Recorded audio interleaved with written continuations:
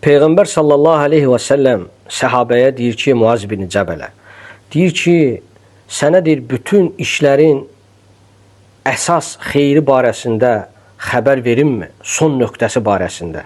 Yəni ki, bütün işlər nə ilə tamamlanacaq və onun haqqında xəbər verimmi?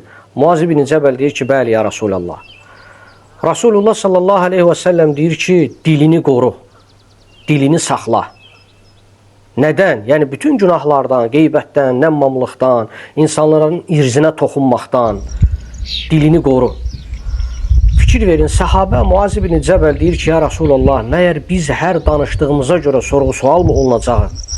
Allah Rəsulü buyurur ki, anan səni itirsin, ey Muaz.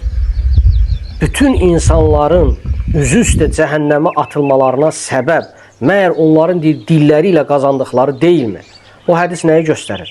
Yəni, insan dili ilə hər hansı bir günahı qazanırsa, onun cəhənnəmi qazanmağına səbəbdir. Allah qorusun.